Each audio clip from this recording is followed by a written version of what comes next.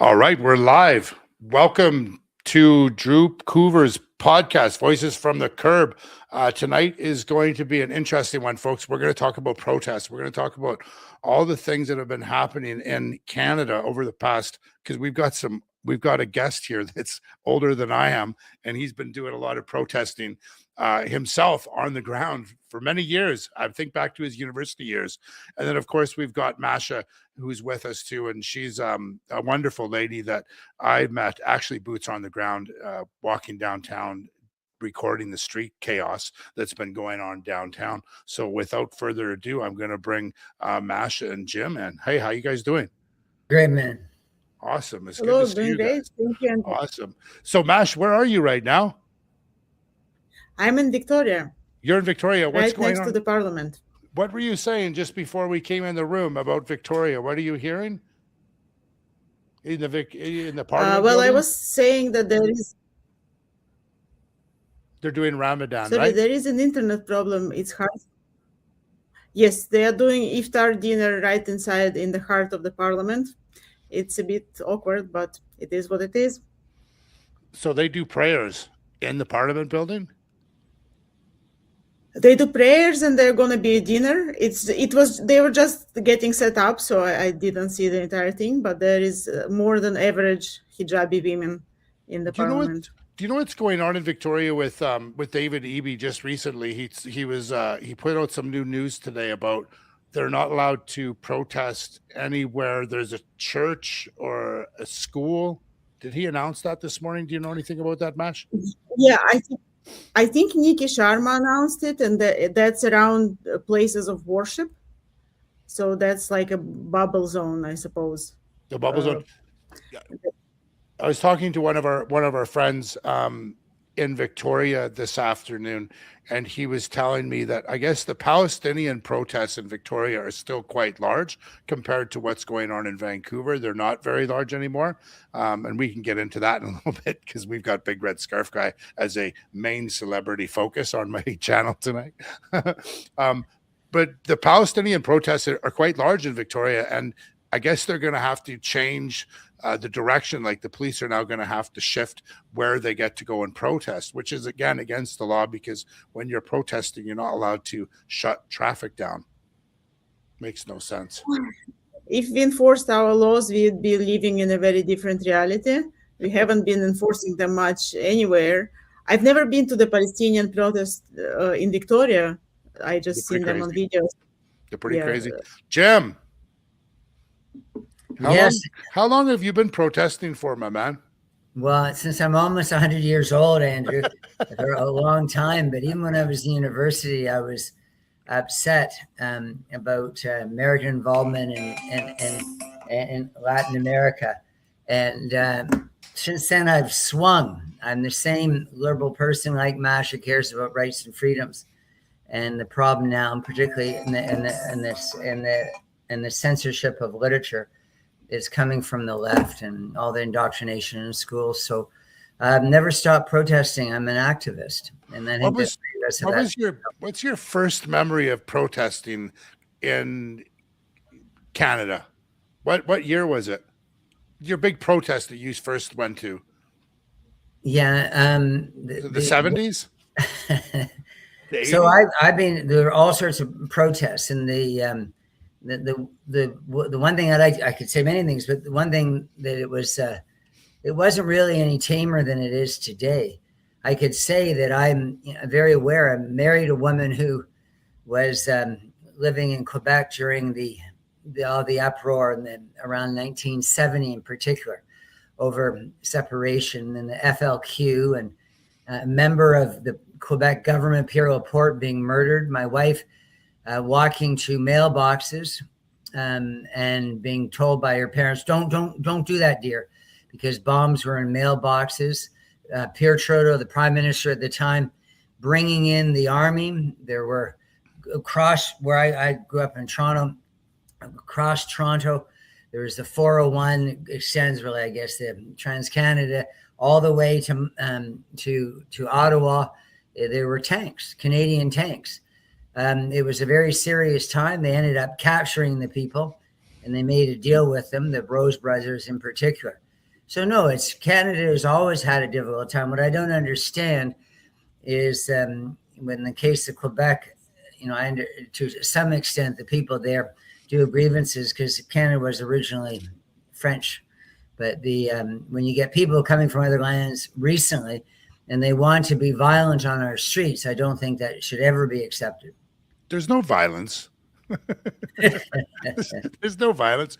I think that between the three of us, and just knowing you guys from the events we've been to, I'm not going to say protests, the events we've been to, I would believe there's, I think, 20 assaults against the three of us that more than like 10 or 15 that were specifically towards me. Maybe I think I've seen you, Jim, get hit or punched or kicked or thrown shit at probably 7 times, 5 to 10 times. And Mash, have you ever been involved in an instigation, a physical altercation towards you in a protest? You're pretty. Go ahead. Nothing as serious as what you described, but I've been pushed and shoved around and kind of. You're quite amazing. You're quite an amazing woman because you have the audacity to walk downstairs with me down with Dallas Brody's this weekend, and when the big red scarf guy came after me and gave me a shoulder check in the gut, and then the cops came after me, and then you just took your camera and went straight into big red scarf guy, and I was yelling, Masha, don't do that, Masha, come back. And I was just like, what is this chick doing, Jim? She's crazy. She's crazy. Mash, when did you start? How long have you been in Canada? How about we go start with 16 years, since 2008. 2008. And when did you become political? So your background a little bit about your political stuff. You started working with in politics how long ago? Less than a year ago, actually. I've never been political. Wow. Yes. I met Dallas. And that's how this journey started. Well, I started paying attention to what's going on after October 7 because I came to Canada from Israel.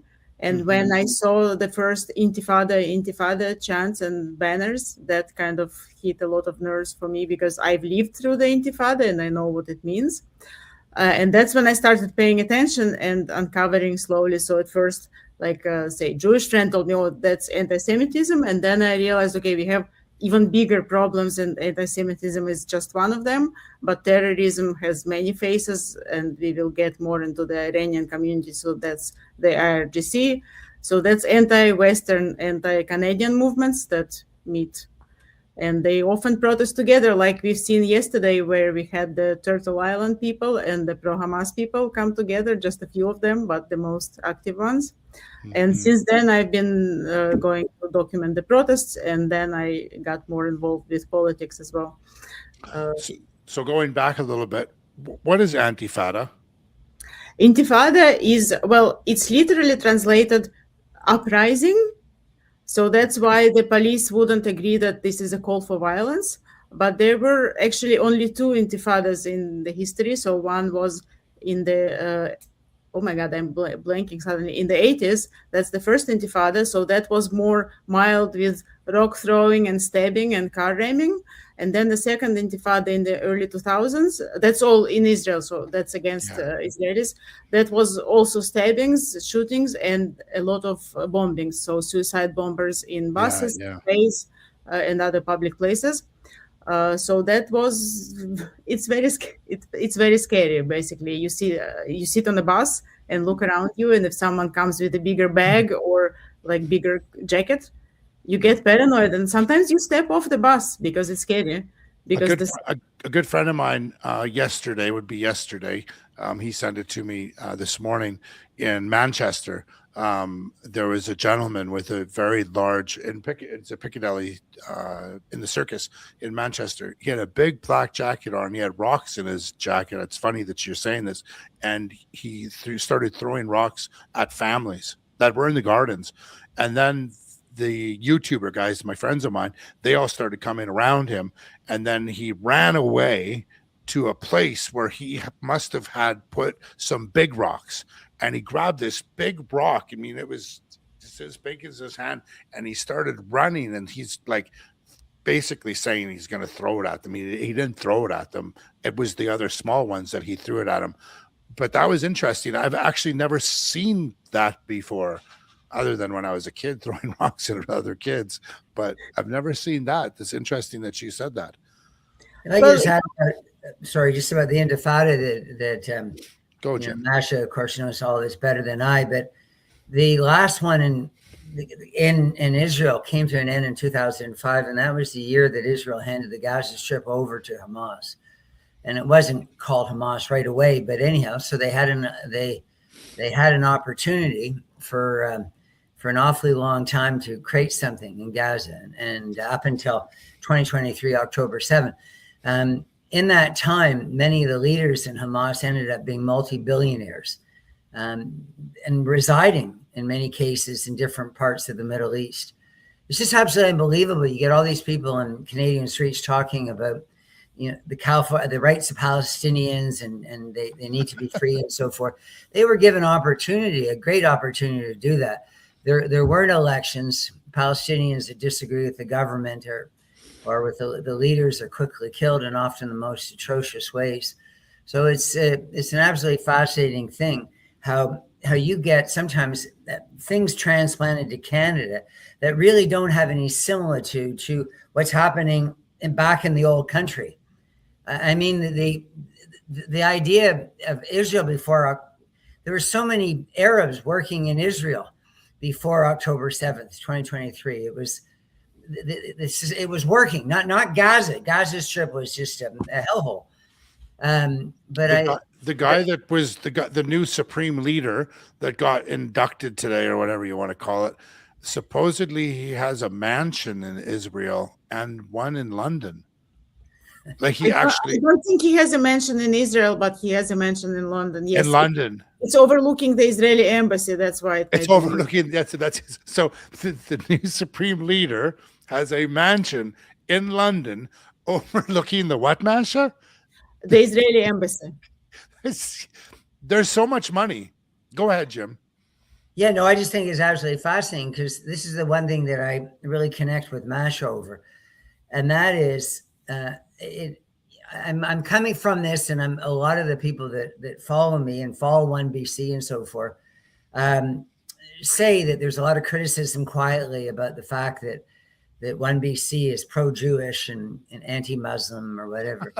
and I really don't think anyone in 1BC has ever had a conversation, certainly not with me, saying, what side are we going to choose in this conflict or that conflict?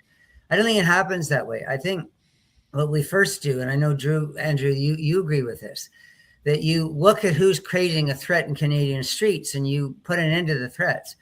If it was a large number of Jewish people who'd gone into the Gaza Strip and killed 1,200 Gazans, and then they come to Canada and they chased, and the Jews were chasing all sorts of Muslims, Palestinian supporters up and down the street and beating them and so forth, then I don't think 1BC would be on the side of the Jewish people in Canada.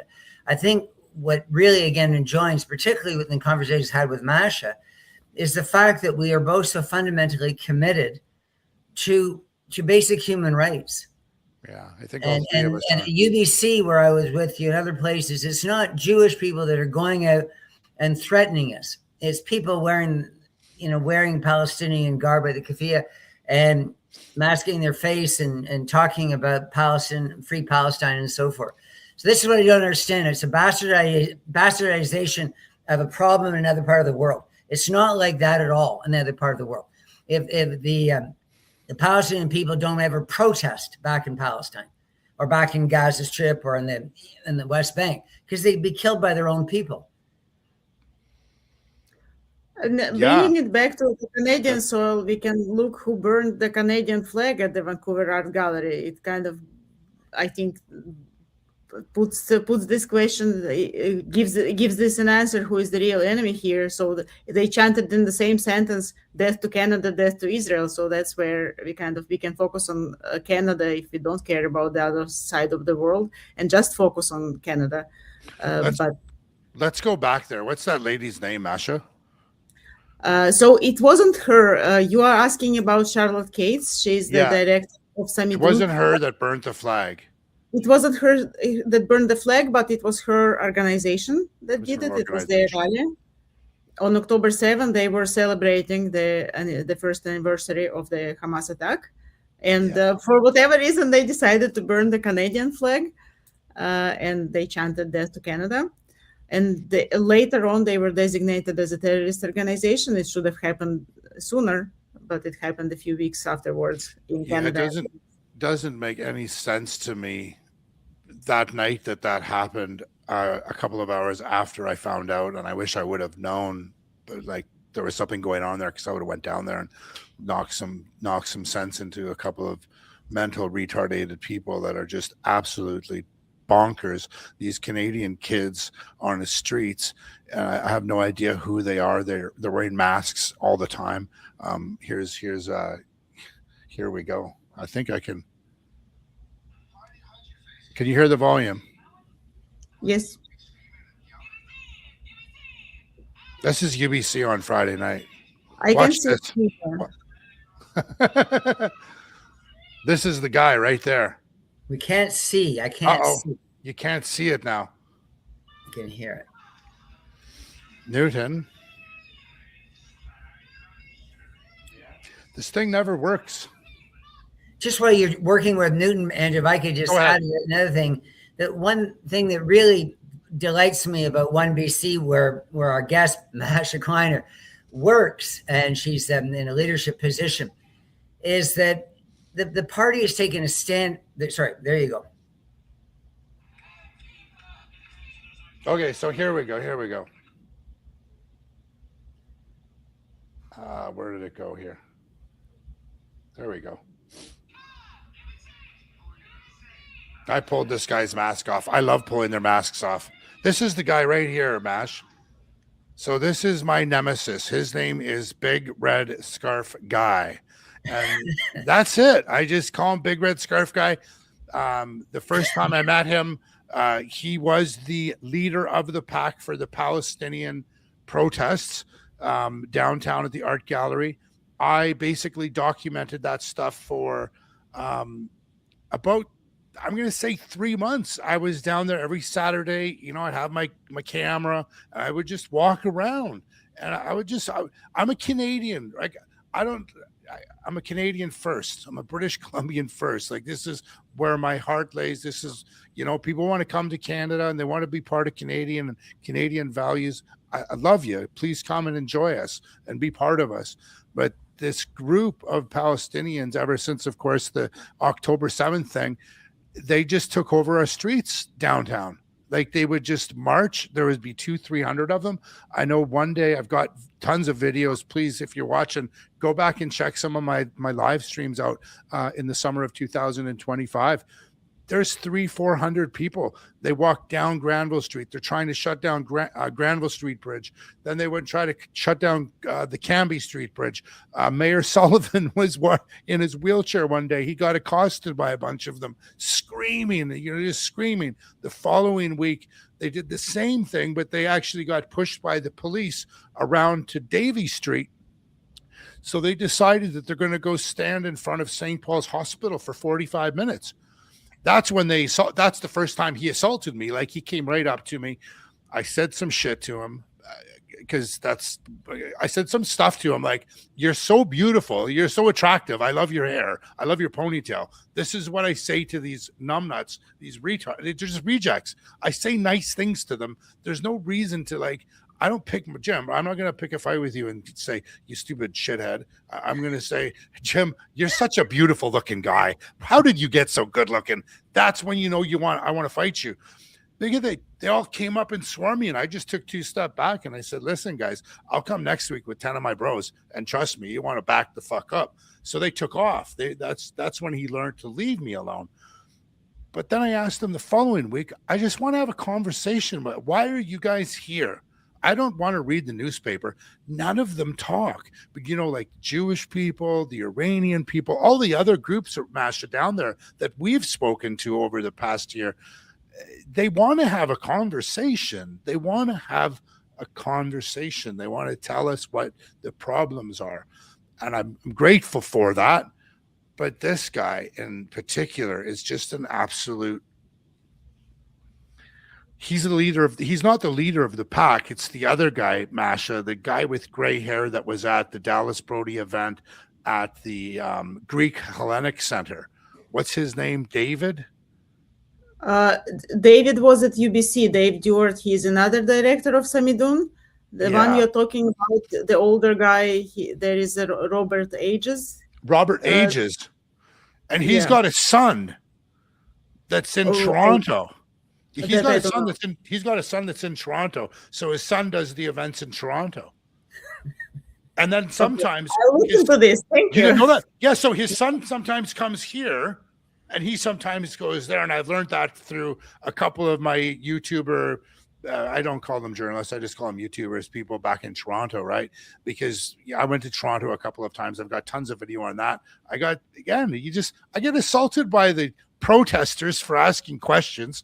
And then if I ask them too hard of questions, then they start flailing shit at me. And then the cops come and pick me up and take me across the street. And, this happened on Sunday again. It's just like, it doesn't make any sense. We have video. No.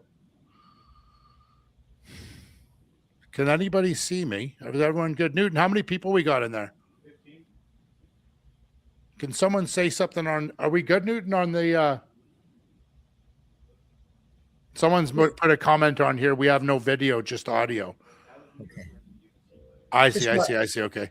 We got dead space there. They just say to Masha, I think you're entirely with me. You've got these conflicts around the world.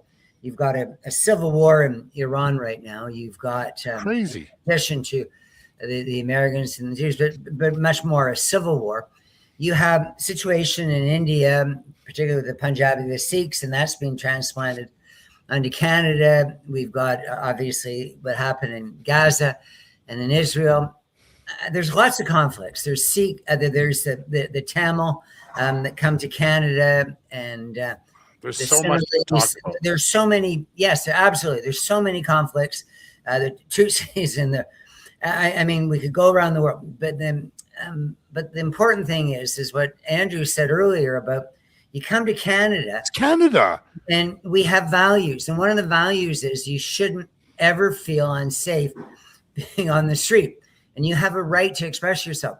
And when I knew things were different, and this is sort of relates to what Andrew was asking me earlier. So as I said, I grew up in Toronto, and I grew up in a Jewish neighborhood called Forest Hills. And so there were not in great preponderance, but were always Jewish people in my friend group and in my classes and so forth. And I didn't really think anything of it.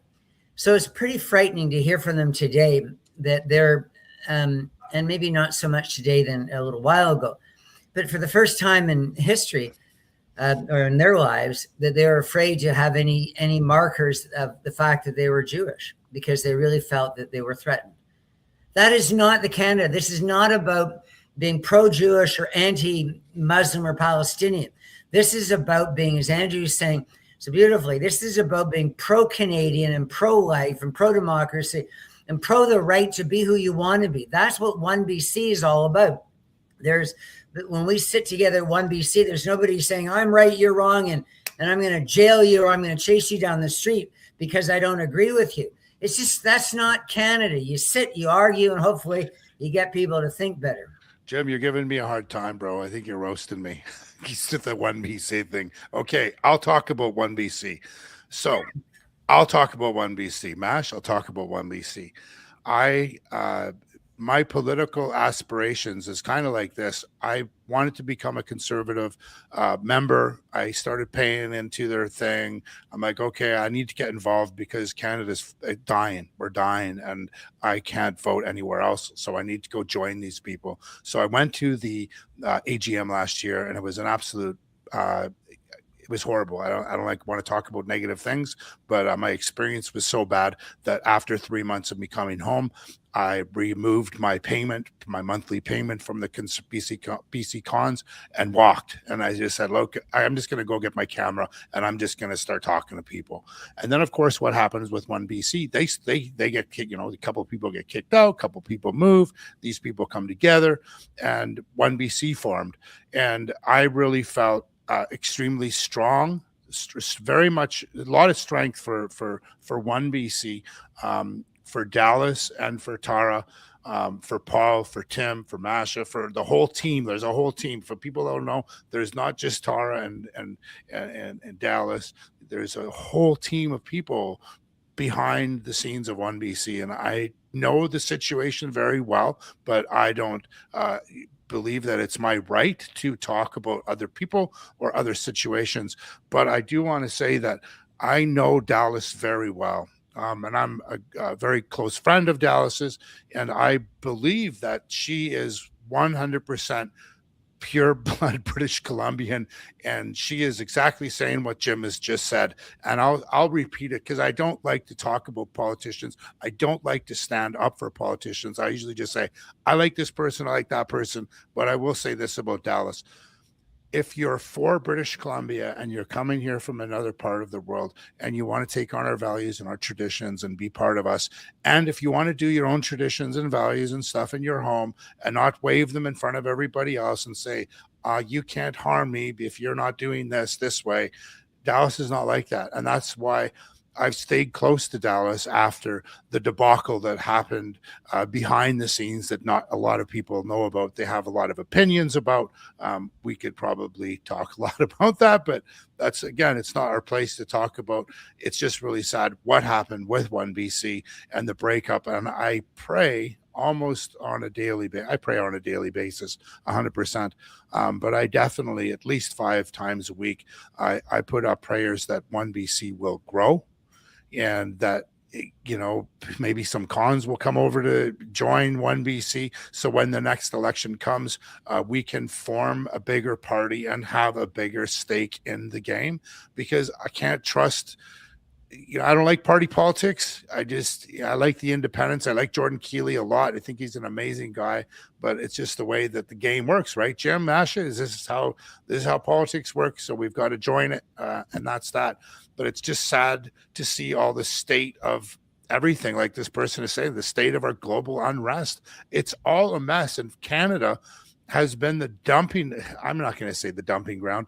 Canada has been, I've got UN caps and UN awards and army medals from my grandfathers, my uncles, I got a box of stuff.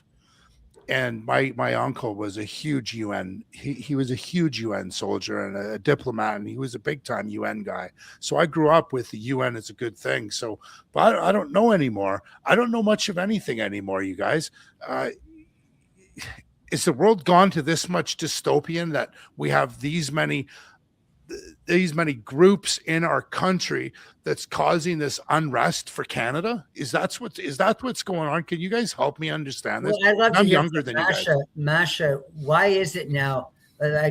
Tell us about some of the events recently that you have being run out of, like, the MLA office, and even what happened at this Wade? What happened at Wade Grant?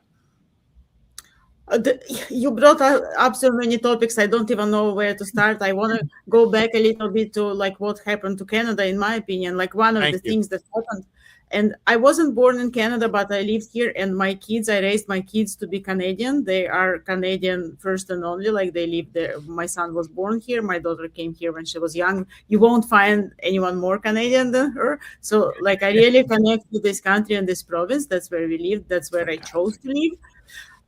I think that someone said before that democracy is like hygiene. You can't just achieve it once and settle down and, like, be calm and go on. And Canadians just weren't paying attention. And I'm guilty as charged, like myself, because I thought, oh, everything is great here. I don't need to pay attention. And I only realized what a mess we are in when it became very, very apparent. It's still not apparent to many people. And everyone loves to say, and I agree, most of the politicians are horrible people, and they are just there for the fancy status and maybe for the good pay or for the nice, like, for the prestige. many of them, but not all, and Dallas is a rare exception. That's why people don't want to get into politics, but someone has to do it. And when good people don't do it, that's when we get into the mess. So that's a tricky balancing act. So with Wade Grant, I'm kind of jumping, but while I remember what we were talking about. So I don't know if everyone is familiar, but last week it was, or about 10 days ago, where we learned from Juno News first, and then Drea posted about it from Rebel News, that there's been an agreement made between the federal government and the Musqueam Indian Band that, apart from fisheries and some other things, gives them Aboriginal rights and title over the big part of Lower Mainland, so entire Vancouver and Richmond and part of North Van and New Westminster. I forget, part of Surrey, Delta, somewhere. Anyway, a huge portion. It's a huge swath. It's Vancouver, as anybody knows it that's lived in Vancouver for 36 years like me. Vancouver, as I know it, is not Vancouver anymore. Yeah, so this was done in secret. This agreement, the text of the agreement got leaked, and then they tried to take it down, but they got a hold of it already. It's horrible.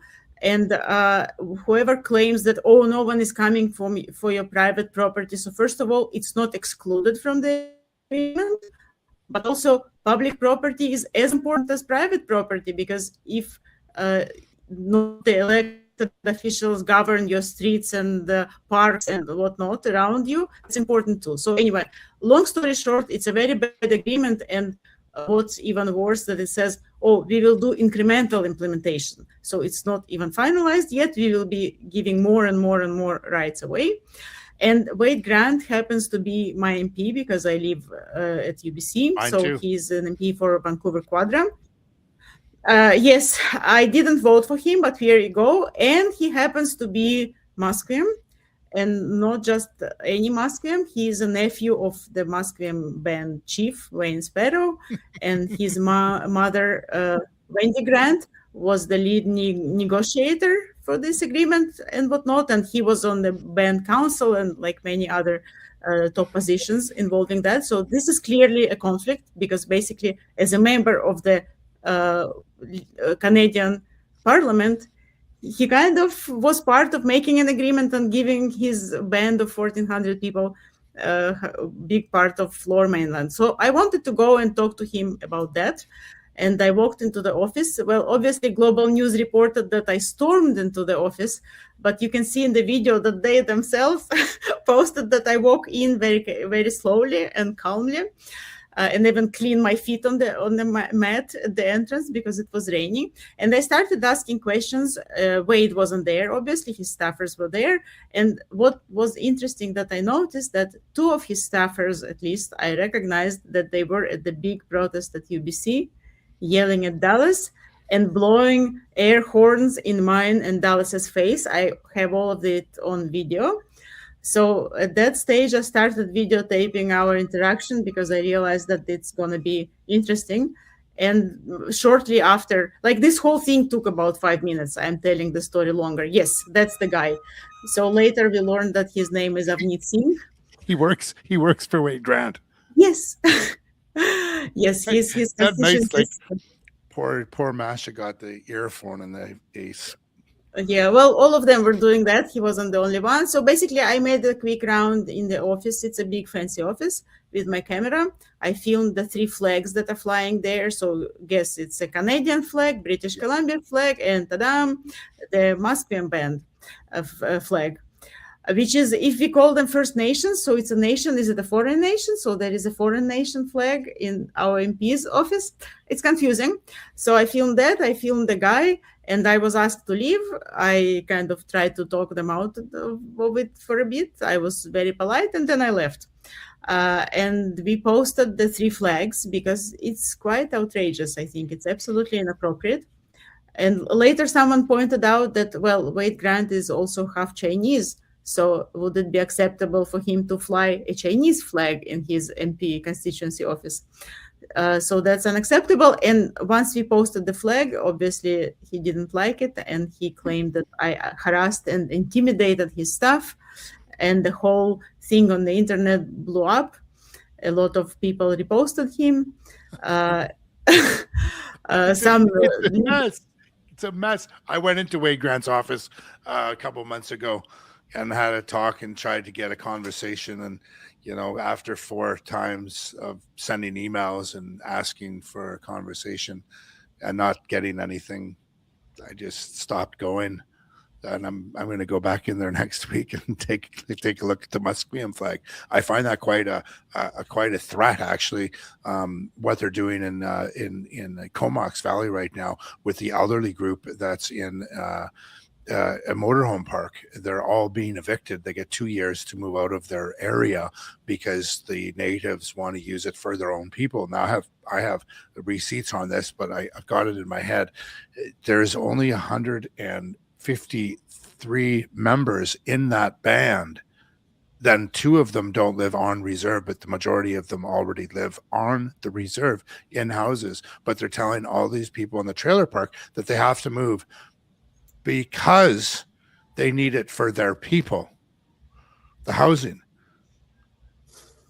And this is the first time now someone's been evicted off their land that they own, that they've worked towards their life savings. A poor elderly lady, she's like 82 years old. I watched the interview with her. It's disgusting. It's horrible. And if people think that this is just the first, this is not the first. I owned I had a yacht, and I had a slip at Mosquito Creek in North Vancouver, part of the Squamish Nations. I paid it was a lot of money for that 40-foot slip. I had a boat shed, and it was a nice place. And I left after finding out. Once I had sold my boat in 2014, I got rid of my boat. I got rid of everything, and I realized that what had happened the next year is they upped everyone's lease from 30%. They just raised everyone's lease, and they said, well, if you don't like it, you can move. And I'm just like, well, I'm just glad that I got out when I got out, because my buddy ended up having to pay that money. And now, from what I understand, over there at the Mosquito Creek, it's all gone now. Oh, there's only the big, huge, the super yachts, the 80-footers. Mine was just a 30, 34. So the big ones now can stay, but all the smaller ones are gone. And they're building these boathouses so that they can rent them out for cash, because this is all they want. And this weekend was an absolute joke with these people with Dallas's event, Masha. Who are these? Who, in your idea, do you think these people are? The majority of the people that come out to protest for the Aboriginals, they're mainly, I'm just going to say, because that's who I am. They're mainly very large, heavy set women wearing these big dresses, banging drums. And if you try to have a conversation like I did with them, they just bang the drum. And this weekend there was 3 or 4 of them that had their dresses on, banging their drums. And as soon as I engaged with them, out of the corner of my eye, the chick with the leather jacket on with the mohawk patch, she came out of nowhere starting to no, and you think about, she's banging her head with her drumstick. You think about that long and hard. I don't see a lot of protesters, Jim, that are Aboriginal at a lot of these protests. Do you? Yeah. I just like to come at a bit of a different angle. I agree with you. I think that what we're seeing right now is people coming in and using this as an opportunity, using Indigenous people. I don't believe anything to do with this Musqueam agreement, with what happened with the Cowichan in Richmond, what's happened in Haida Gwaii. I don't think any of this is generated by Indigenous people. I just like to make a couple of points right now, and I feel very strongly about it, and I have for my whole life. And I think a lot of Canadians do. First of all, a guy like Wade Grant is not Indigenous. His father's Chinese. He's got English blood. There is, even on his mother's side, obviously, there's European ancestry. He's just only identifying with the one thing that's going to put money in his pocket. He puts a Musqueam flag outside of his office. He's supposed to represent everybody in his riding. I think just doing that alone should get him disqualified for being a member of parliament. I don't think it's like being a teacher in a classroom. You're only serving a certain percentage of the class. I think that's outrageous. The next thing I'd like to say is that there's a band near Vancouver and joining Vancouver, and the new Westminster band. and the number of people is between 15 and 26, and they're called a nation. And as Masha said earlier, how can you talk about a First Nation if they're not part of Canada? What are they? We must be the first country in history to be giving all sorts of money and power over to the people who are going to usurp us and likely, I think, evict us. We're not only seeing that on the island, and we're seeing it in Haida Gwaii and soon in the Seychelles and Kamloops and on and on and on.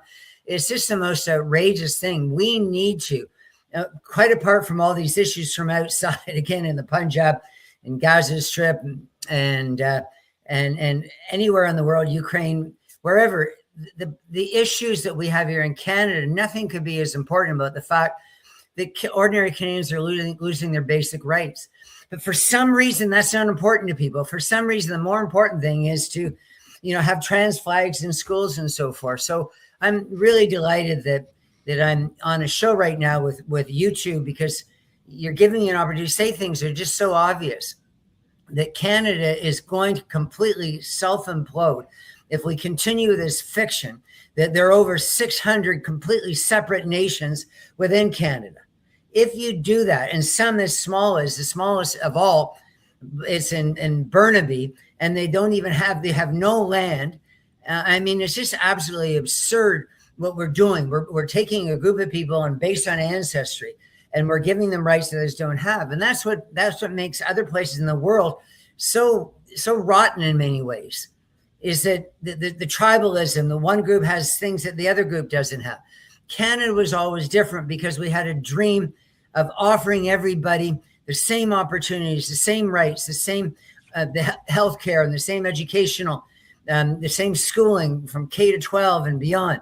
This was Canada. How dare people come in, and I don't think it's Indigenous. I think they're a tool by our politics. How dare people come in and start saying there's different tiers of Canadians? Straight facts. Masha, do you feel like you're in a different tier because you've only been here for 16 years? I disagree to feel being in a different tier. When I arrived here legally, I filled all the paperwork, and I think I've been a good citizen. When I came, I was told at the airport, "Welcome to Canada," and that's how I felt for many years, until in first grade, my son, who was born here, was told by his teacher that, all the Indigenous people are gracious hosts, and the other people are unwanted guests. Wait a second. Sorry, you said that was when your son was in first grade? So he was yes, that was 10 years ago. 10 years ago. I was absolutely shocked. Luckily, he's a very smart guy. I asked him, what do you think about that? And he said, I didn't like it because I felt guilty, but I didn't do anything wrong. So I think he's luckily strong, and he looks at it with a healthy attitude. But it's getting worse and he complains to me about it. Suddenly they have an Indigenous anthem that the school plays before the Canadian anthem. And they don't just have English, they have English First Nations. What is English First Nations? What's happening in our schools, and these new schools that are named luckily it's not his school, but that named in this weird alphabet Go past Point Grey High School. Point Grey High School. What is it called? Riverway. But it's not. It doesn't say Riverway, Jim. I love you. It says we. It's like there's a couple of letters that don't make any sense. But if you look at it, it says Riverway. But there's a couple letters that are not in the right spot. It's absolutely insane. Upside down E with the little slish beside it makes no sense. Can I say to my dear friend Masha, that's happening in schools, and it's obscene. And it's not just with the Indigenous stuff. Muslim stuff, for example, there are kids in some schools being told, don't take out your food, don't eat at school. It's Ramadan. Other kids are being forced to starve and dehydrate. The obvious thing to do is to have the other kids not be starved and dehydrated for a month and not punish everybody else. Yeah. And anyhow, so it's everywhere. But it's very quick anecdote, if I may. So I have a pregnant daughter. She recently had a baby. And but the calls that she was making to the hospital, both before and after the arrival of the child, I was with her, and she phones, and the very first thing, she's had little issues. And the very first thing that she's asked, she said, "Oh, by the way, are you Indigenous?" So in the hospitals right away, what they're doing is they're saying, if you say you're Indigenous, it's like the criminal justice system, you get less of a penalty. Please tell us you're Indigenous and we're going to treat you so much different. And but my gosh, you're dealing with a woman with a little baby. That, like, this is a critical time in the lives of my daughter. You know why they're asking, Jim, you know why they're asking that, right? Do you know why they asked her that? I know why they're doing that in the hospitals. They've been doing that for about 14 years. They started that because they don't want to offend an Indigenous person, because someone's afraid in the hospital of saying something wrong and therefore getting sued. The hospital doesn't want to get sued by the Human Rights Tribunal. That's why they're putting all this stuff in the hospitals. But it's absolutely wrong. What you're doing is you're this 100%. is not Canada. The idea that you're judging people at the most critical times in their lives on the basis of ancestry. It's just an absolute obscenity for me.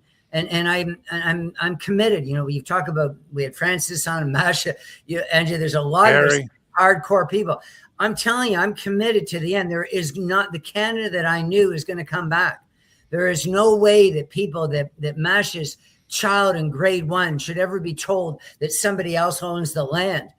Like, how did they get away with this? And the worst of all was, just quickly mention, of course, is the transgender stuff, where there are kids that are being told. And I just recently realized, I'm an educated guy, I'm older, and just recently realized that among all the terrible things that you get from getting, one of the things they're doing, all these cross sex hormone drugs, like the puberty blockers. What you're doing is you're taking away people's bone density. You're making them shorter. You're making them heavier. You're making them sterile. You're preventing them from ever having an orgasm.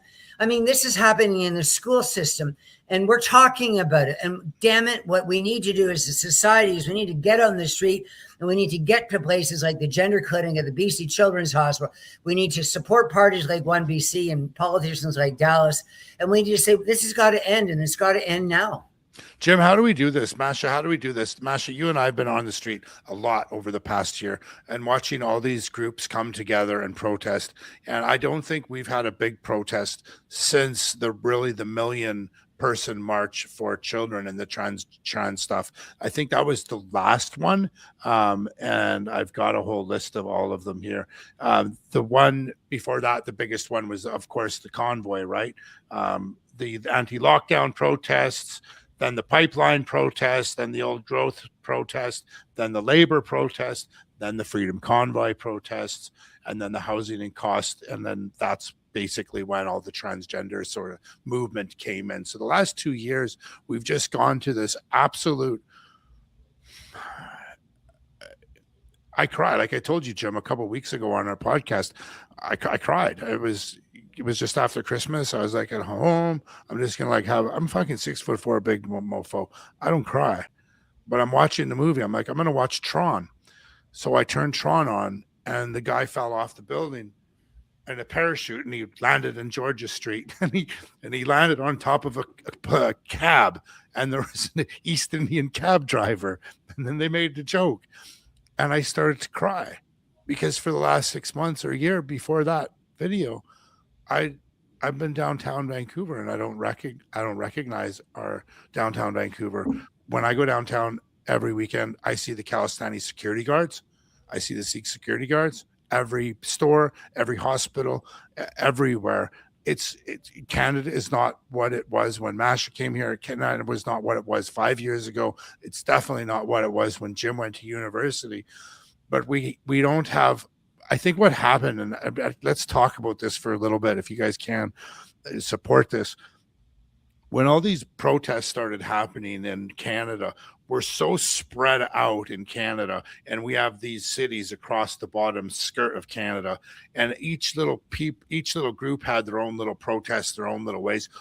Ontario and Toronto, there's a lot of big protest groups that actually stand up and fight back for Canada. Joe's one of them, the Canada First guy with the hockey stick.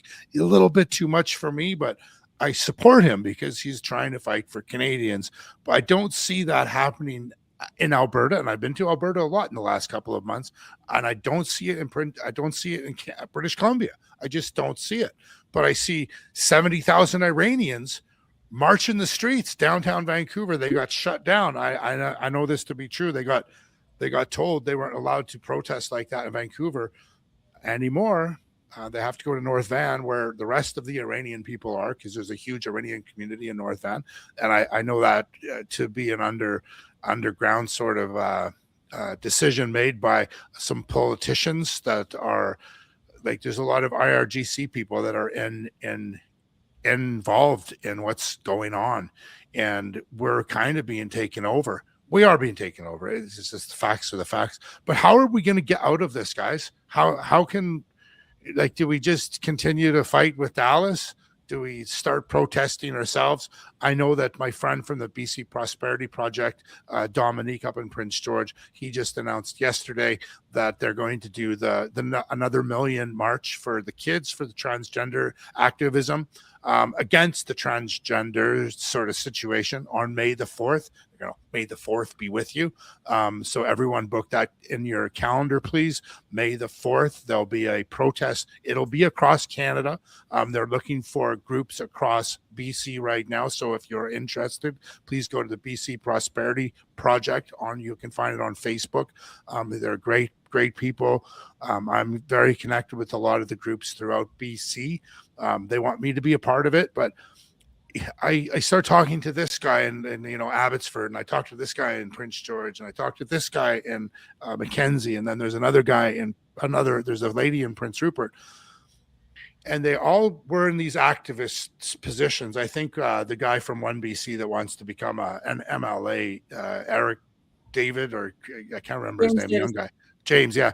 He's doing something at David Eby's office tomorrow. So there's all these little groups that want to do something, but no one wants to come together to work together to fight for Canada, to fight for what we had. I don't see it. And I'm getting really frustrated thinking, do I need to do a call to action? I've only got, 14,000 subscribers on my 4 or 5 places. I mean, what do I do? Like, what can we do, guys? Is there an answer? Masha? I don't have an amazing strategy. I just hectically do everything I can reach and hoping that it will lead to something, because often, so my previous life, I had a career in software engineering, and people spend a lot of time coordinating. And sometimes it's very important, but often coordination more space than the action itself, and that's the danger always, when people, let's all organize, all come together and discuss and come up with a fancy plan. Right now I'm more in the feet on the ground kind of situation, so I just do and leading by example, because I think Jim here and you as well, people watch you and you encourage people to do something and give them motivation and courage to do something. So people are different, and there is an opportunity to do different things. So go film a protest, speak at an event, write emails. Everyone should find out what they can do, because it's a long battle. It's not like one day you come out to protest and you're done. We are for a long journey. So everyone needs to find their way to do something. So I encourage everyone. That's beautiful, Masha. I say one thing that happens to me so often is there are all these issues in schools that are really upsetting in our society and so forth. But it really, in many cases, begins in the school, and because they want to get kids young, just like Hitler, Mussolini, and other dictators have done in the past. So anyhow, what people say to me is, because in Canada, in the halcyon days, our institutions were respected. My father said to me close to his death, he said, Jim, you've got criticisms against your employer or whatever. Why don't you write to them? Why don't you write to your member of parliament? Why don't you? Those days are gone. They don't write back, and they're completely divorced. So the institutional elites don't care at all about ordinary people. So what people say all the time to me, particularly in regard to school issues, is they say, I'm going to do something about this. I'm going to go talk to the principal. or I'm going to go talk to the superintendent, or I'm going to talk to my member of parliament, or I'm going to talk to my minister at church. Those are all the people who are on the other side. Yeah. Those are all the people that are working for the status quo. So what do we do, Jim? Well, you have to recognize who the antagonists are. Who are the people that are preaching this stuff? And so in the school system, with regard to whether it's just all these different issues, the censorship of literature, all the falsehoods about history, all the lowering of academic standards, the kids getting away with all sorts of things, this ugly entitlement, land acknowledged very quickly, the indigenization to an absurd extent, the sex stuff, the race stuff. What you need to do is you need to go in yourself and you need to say to the principal or to the superintendent or all these other institutional leaders that I was telling you, you need to say, this is happening in the school. This girl is being encouraged to wear chest binders. This boy is being encouraged not to go through puberty. But this is happening. Listening, Jim. That's what I mean. This is happening. I'm not leaving your office until I know that's going to happen. You have to put people's feet to the fire. You have to mean it. It's like parenting or grandparenting. You can't say if you don't make your bed or if you don't do your homework, you're not watching TV at 8 and not mean it. You have to be. There's a line. You have to say to people that we're not putting up with this. And that's what I've done with my own life, I think, and for a number of years now, as I've said in all these issues, I'm not going to put up with it. I'm not going to, as a federal candidate, provincial candidate, municipal candidate, I walked out of land acknowledgements. I'm not putting up with them anywhere at any time for the rest of my life. I'm not putting up with the censorship of literature, with all this grotesque stuff. In particular, I'm not putting up with people lying about residential schools and creating ghost stories in Kamloops and elsewhere. I mean, I'm just saying no. If more people would do that, people are principled. Most Canadians are buying into what we're saying. I don't think it's the case of any more trying to convince people that there's something wrong with all these homeless people in downtown Vancouver, or 16-hour waits at the hospital and all the other issues that we haven't been talking about. People know that there's a lot of things that are wrong in the state of Denmark. And but what we're not doing right now is we're not being forthright about it. We are, the three of us are. More people need to do that and just say, no, this isn't happening anymore with my child at school. You're not asking my kindergarten child anymore what his or her pronouns are. It's not good enough for you to say, okay, well, I won't ask your child this year and next year and the year after. No, you're not going to do it for any kid. And if you do, I'm going to be back in your office tomorrow and you're going to rue the day that you ever decided to do this, explore into the sexuality of little kids. Yeah, Jim. So the question is like, what I know what you do. I know what I do. I know what Masha does. I know what a select group of people do. And I think there's about, honest to God, like 50 people I know in British Columbia. That's it. That do things, that stand up. A lot of people that stand up, like me, like you, like Masha in different ways. I walked away from a career after 20 years because I was told I need to go see a therapist, a family preservation worker, after 21 years of being a foster parent, taking the highest risk kids in the province. They'd shift kids from northern BC to my house so I could stabilize them so they didn't have to go to jail. And then I have to go see a family preservator. I said no. But before that, like, I didn't want to lose my job. Like, people don't want to lose their job. They don't want to lose their income. They're afraid of getting X'd out. I mean, you see these kids with these stupid protests. That's why I always go pull their face off, like their face mask, and take a picture. And I want to put it up everywhere so that the kids' parents can see what their kids are doing. Right? Just called out the parents because I had to lose my shit before I stood up to say something. Does that make me weak? I don't know. Jim, you lost your shit and then you stood up and started freaking out. I understand that. But how do we get people that are in the system that are afraid? Dallas Brody's event. We had to get Dallas out of the restaurant because there was agitators in the alley and everywhere. Were you in the truck, Masha, that went with Dallas? No, I wasn't in the truck. I stayed back. So she went in the truck and she took off, and I apologized to the police officer because the police officer, there was 3 police officers. The one police officer that assaulted me, She grabbed me and she's like, "You stand over there. You don't come and harass these protesters." That's what the police officer did to me. She grabbed me and pushed me back. "You stay back." And I'm like, what the f is going on? And right like 5 minutes after that, some dude was walking down the street and he's telling the protesters, like, "Get off the sidewalk with your stupid megaphones." And this is when Masha went down. I'm like, "Masha, just stay away." The police officer did that to him too. So Can I told say this for a second. I told the police officer this. I said, "Listen, I've spoken personally myself, Jim. I talk to a lot of policemen when I'm downtown, a lot of policemen. And I tell them, I like, what are you guys doing? Like, are you afraid to speak up? Are you afraid to lose your job? If you say something, if you're at a protest or anything?" They're like, "Yeah, everyone's afraid of losing their job." Like, Well, I think that's an excellent point, and not everybody can do this. But from my perspective, there are many that can. I don't think any parent is in any way compromised by going in and saying to the principal of a school that these things, the land acknowledgements and the gender stuff, the pronouns, all this stuff's going to end. I don't see any ramification, any consequence for the parents. I think what Canadians have done is we become caricatures. You see it in the comedy film Canadian Bacon. Maybe, I don't know if Masha knows that film. John Candy. It was long before your arrival in Canada. But it's the idea that you bump into Canadians, you knock them on the ground or whatever, and Canadians go, "Oh, I'm sorry. And we can't do that anymore. This is, we're losing the Canada that, as you said earlier, Andrew, so beautifully, this is that our fathers and grandfathers and great grandfathers fought for, stood for. And we're losing. Listen to this, Jim. Watch. He just said it right there. Drop the mic. Oh, that's beautiful. That's exactly what I'm saying. Just losing. We're losing. We've lost. Like I honestly, I look at it like the Kalistani movement.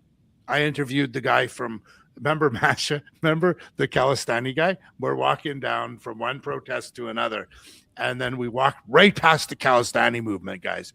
And I'm like, "Oh, I'm going to get my camera in this guy's face." And like, "What's going on, buddy?" And I'm like, "Hey, you want to be interviewed?" He's like, "Yeah." I'm like, "Well, who are you? What are you doing here?" He's like, "My brother was murdered. He was the guy from Surrey that was murdered, supposedly from the Hindu government or blah, blah, blah, blah, blah, blah." I'm like, "Well, what are you guys fighting for? What are you guys doing?"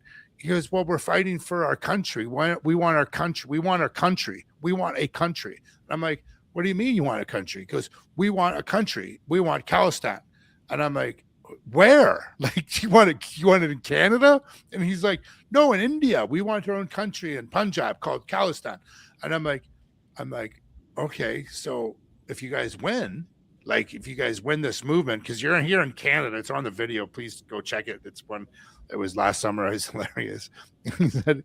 I said, if you win, will you go back to India?" And so I said to him, "Jim," and he said, "No." I'm like, "Well, why not?" Because he looked straight at me and he goes, "Canada's too good." You know, and I interviewed a lady last week again, and she said the same thing, Jim. I was on the bus. This is my video got taken down. I went around Vancouver and collected a whole knapsack, a whole big bag of needles and pipes and syringes and all these things for using drugs. And I did a video on it, and it got taken down. But I was on the bus and I was interviewing a couple of people, a gentleman and his girlfriend from Uganda, and they're here. They actually came here, Jim. They came here on a plane, and she came here. He's here to work. She's here to do a school program, a diploma mill program. And I'm like, "Oh, so how do you?" They were very nice. We had a long conversation. I'm like, "So are you going to stay?" And she's like, "No, I'm going home." I'm like, "Well, what did you come to Canada for?" "Oh, well, they paid me to come to Canada to go to school." I'm like, well, who paid? It's all in the video. Check it out. Oh, well, Canada paid for her to come to Canada to do a school program. She got all this money to come here to go to school. And now she's taking her experience back home of what it was like in Canada. And I'm like, it's absolutely beautiful. There's so many new Canadians that come here and they realize that this is a special place, and they want to leave. They become more patriotic. I could ask Masha this question. Masha, what is it more than anything else that drives you? Because you're a dynamo. You're just always working hard and making a hell of a difference, in my view. You post, you're out, you're out at protests, you communicate with lots of people, you work a full-time job, you're a full-time mom. What is it that drives you most of all? Well, I have kids, so I don't want them to leave this mess for them. And I feel I'm running behind because I kind of started very late. Now that I researched a little bit and looked back, like all the problems that we are seeing now, they started way earlier and I wasn't paying attention. So I'm catching up. And also, I feel like we are running out of time in a way, because I watched it happen like from afar. I left Russia in 1990, but I watched what was happening. So the worse things get, the more people start paying attention, but then the more totalitarian the regime becomes, and you're kind of rushing and competing with the regime. And the faster people wake up and make change, you stand a better chance to actually win. But it's we are working against time here. We don't have a lot of time left because we are already seeing all the proposed laws to limit speech, to fine people for even thought crimes. So this is how it starts. These trends are very familiar, and this is genuinely scary. I didn't think my childhood was in the Soviet Union, so I knew how it is when you can't speak your mind outside your family home. And I see that kids have to lie at school now. They can't really say what they're thinking because you can only say the specific narrative that is accepted. And that's just not the life I want for myself or for my kids. So that's my motivation. That was actually absolutely amazing. A friend of mine, a gangster buddy of mine, a couple of years ago, I asked him a similar question, and he basically said he was going through a really tough time in life. And I said, like, what drives you, bro? And he said the exact same thing, just in a different way, Mash. He said, I have children, and my children can't see me be weak. My children have to see me strong, and this is why I'm fighting the fight that I'm fighting. And it's really amazing. And then you get the guy like this.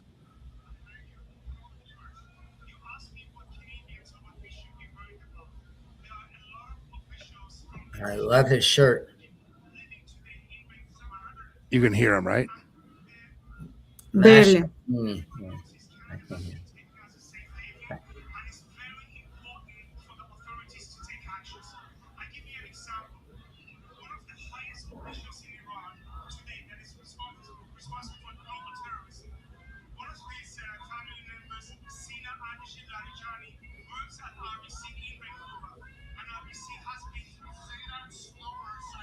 Listen to this. I'm sorry, I can't turn it up.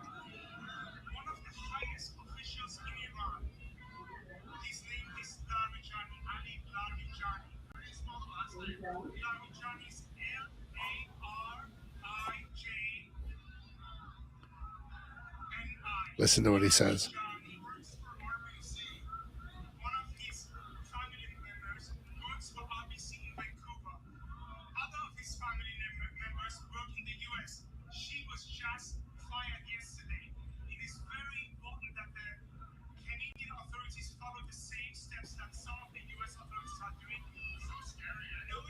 So so this guy's basically just said that they gave the name working at the RBC, one of the head RBC people here in Vancouver, and his family member works in the banks institutions down in the US, and that person was actually fired in the US because the US ain't going to put up with it. But in Canada, we just seem to like let it all in. And the big thing, and I think we should land the plane here pretty quick. I've been having a lot of conversations. I had a couple of really good conversations with, is his name Jamil Giovanni, the MP that was here on Friday night, and Aaron Gunn and Harman Bangu, and of course our beautiful Dallas Brody over the weekend. And I'm trying to assimilate all the information that I have in my head and figure out what it is that we can do as Canadians, what we can do as British Columbians to I don't use word fight back, but I like to use the words stand up and be a British Columbian, be what a Canadian's supposed to be, and stand up for the weak people, stand up for the poor people, and stand united amongst one another, for the people that are getting like harassed and pissed on everywhere. But they basically, it comes down to three things for me. And, tell me if I'm wrong. We need people to not doing all this other activism is great. It's great. We can do all this stuff all we want, Jim, but unless people like us and Masha stand up and become MLAs, become MPs, support the ones that we think are the strongest, and change, like, we have to get more MPs and more MLAs. That's really the only way. It's like it's a trifecta. I call it the trifecta. It's the MLAs, it's the MPs, and of course it's the big ones. It's the most important ones. It's the Supreme Court judges that need to be pushed out and new judges come in, because the judges have this ideology. They're doing all this stuff. They can do it. They don't need our supports from the MPs. They've got their own world. And then after that, of course, I guess the fourth factor is, then we can start putting in our own senators, because the senators are like, we've got a Senate that, does audio books every day. They sit in an office, they get paid $200,000 a year. I don't know how many senators there are in Canada, but they're not helping the situation. So we can have as many protests as we want. We can do all this stuff all we want, but until we get those officials into the spaces we need to have them in to change the bills, to eradicate the bills that have been written, that David Eby's written, that Trudeau's written, that Carney's now impacting, until we get rid of these things, nothing's going to change. Does that make sense? Yeah, I don't know if many of the people up the top really are easy to change. The judges, for example, are appointed by the prime minister and others. It's a very difficult thing to do. It's hard to get elected. It's hard. And when people get into office, there's just so many enticements for them to stay there and to fit in and just become as corrupt and ill-gotten as misguided as the people before them. This is the sad thing about power. Power is an aphrodisiac. It's, power corrupts. Absolute power corrupts, has a tendency to corrupt absolutely. But I just want to say this. I believe, you're absolutely right, Andrew, and everything you said. But I just want to say to you and to Masha that I can't see Masha right now.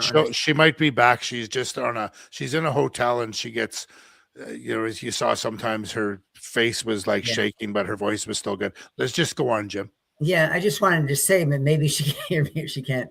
She can probably hear you. And that's good. I just think it's absolutely lovely that Masha's with us. I think he's amazing. Incredible. He's amazing. Yeah. And so what to me is absolutely essential is that we start to see that new Canadians also have a role. From my standpoint, Masha's a new Canadian. She might not want to like that term, but she's a new Canadian. In the sense that she's much newer than I. My gosh, what Masha's done in the little time that I've known her is really quite remarkable. Margaret Mead, the anthropologist, said, people say a small group of committed citizens can't change the world, and yet that's all that ever has.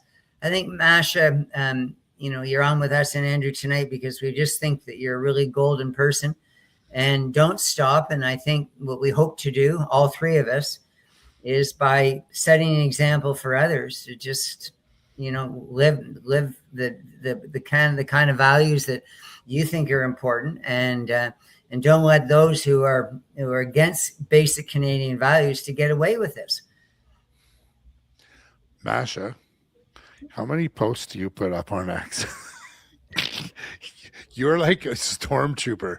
You're like amazing how much stuff you do. And I did want to recognize that. I don't think I've ever told you that before, but I really admire, like, I really love you a lot. Like when we're downtown and like, just like the weekend when shit was going sideways, and I'm like, I've got some fairly good skill. I've got a very unique skill set. And there's places that I don't walk into, and you just grab your camera and you walk right in like it's nobody's business, and you walk out like it's nobody's business. And I implore you for that. And I don't want you to ever stop doing what you're doing because you're such a stormtrooper. What do you think? You're a bit of a queen for us, Masha. I mean, you set such a beautiful person example. And whenever I call you, early in the morning or late at night, you pick Always up answers. you and you help me. And Always so there. I think you're very special, and I hope you continue. I think if you do, we're going to see a very different British Columbia soon. Oh my God, thank you. I am so touched, but right back at you. I think, Drew, you go to places I would never dare go. So, and like I said, everyone has their own special. You are such an inspiration and example, and I learned so much from you, even though like we mostly interact on X, but still, that's a place of learning and motivation, and so huge respect to you both, and thank you. God bless you, Masha. I think everyone will end for the night. I think this was a good. Unless anyone has any questions, I just see this one thing, and I think I'd like to actually land the plane here because I want to. The native tribes are probably going to be turning against one another over land and properties and their religious wars if they get a hold of all the Canadians. Well, it's already happening. Sorry to interrupt, yeah, because every court decision that we've seen, the coalition and now the Musqueam agreement, every time think- there is tribes, the other tribes that dispute that and challenge that in court or appeal or whatnot. So it's already happening. And another important thing to pay attention is actually how they treat their own people. Because in Haida Gwaii, that was kind of given away, so Prince Charlotte Island, there was a guy who was an indigenous guy, and he was a criminal. So it's bad. I think he ran over someone, or it was a hit and run. I know all about that. Yeah, I know, like most people know, but it's just a good reminder that, like, all right, there needs to be justice, there needs to be trial, but there is a way we do things in Canada with the rule of law and the court system. But instead, they bulldozed the family home, and there's many drug dealers on Haida Gwaii. Kicked out family members of the island, and they chased them. They wouldn't let them buy food. Like that's insane. That's not how we treat even criminals in our society, but more than that, even just families of criminals. That's not how we do justice. Is this how we want? I'm not going to say they're savages like they used to say a lot, but I'm very aware of a lot of the bans across British Columbia. I've been not involved with them, but I have two. Both of my brothers were married to Indigenous Native lawyers. I've been in very close contact with them for four decades. Like as an adult, I've had a lot of good conversations with them. I have many friends, male friends and female friends that are Native that live on bands across British Columbia and a few in Alberta, but mainly British Columbia.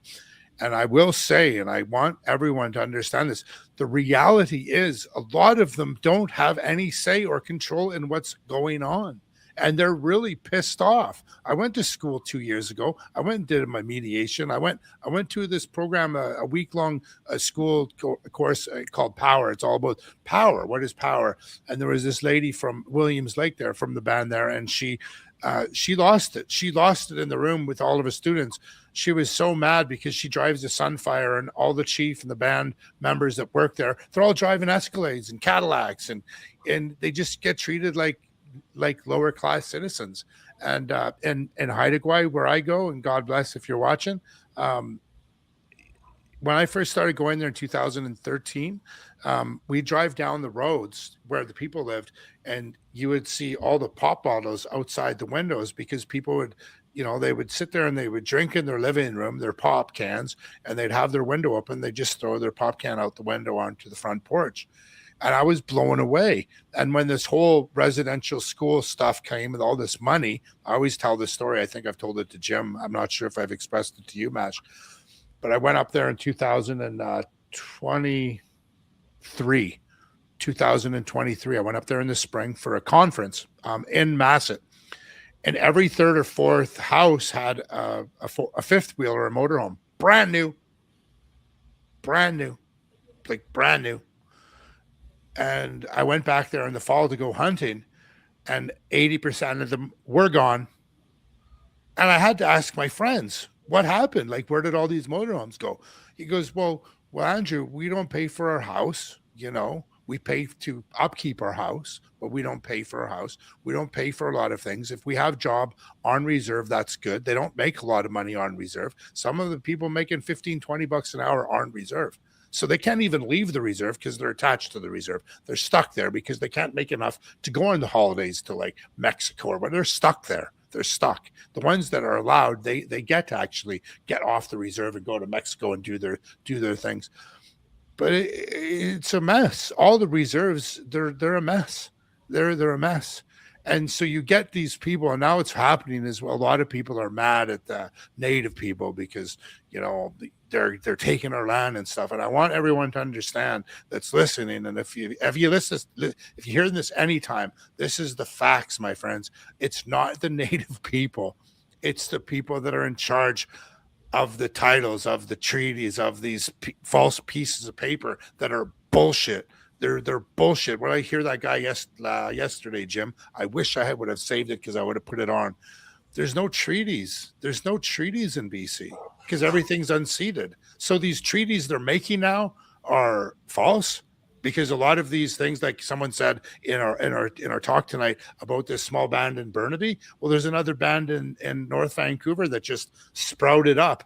They just started a society and called themselves Sabertooth Tiger Wash Buttside Reserve Premium. I don't even know what they said. They just said they're this name. There's 7 of them. Now they're a reserve, and now they're fighting for money because they don't like the people that they're part of the reserve because they're the small group on the reserve that they don't want to be a part. So they've made their own little group. And this is what's happening. Yeah, I think what you've done is open up Pandora's box. You just created so many troubles. We go back to the principle that was very well established, really back in the Magna Carta. Yeah. More recently, Canada became a country that, you know, equality is a fundamental right. Stop. And also, as Masha was saying, when you look at the law, we've done a good job in Canada to advance the law. I think my own father, you know, just my father alone, he was involved in a lot of legal reforms that were very important. One of them that allowed people of same-sex orientation to be married. I mean, we're trying to get the best possible law. If you look at the Nootka, for example, you go back 150 years. If the chief's new wife wouldn't sleep with him that night, he could bite off her nose. Oh, buddy. I mean, what are we doing with this idea of saying that we're all of a sudden going to stop with the rules and the practice and the values that we've had for all this time, and we're going to give it all, and it's going to be run by this new group of people who I don't want to live under the Musqueam. I am not going to live under the Musqueam. I'm not going to live under anybody else but the established laws in this country that my family members long ago helped build, and where people more recently to Canada have improved upon. That's what we're doing in Canada. The whole thing about our Indigenous title is an absolute farce. They have no title over anything. And if I went back to Ireland or Scotland, nobody would give me Indigenous title. So they're not going to get it from me here. I think there's a great movie called Life is a House with Kevin Kline. Please watch it. It's a fantastic show. But the quote in the movie was just this: sometimes something really bad has to happen in order for something great to become. And I think my opinion is that as a result of all this shit that we've been seeing in Canada over the past 5 years, 10 years, I think that this land title stuff, I think this is the thing that's going to change the perspective of so many people across Canada.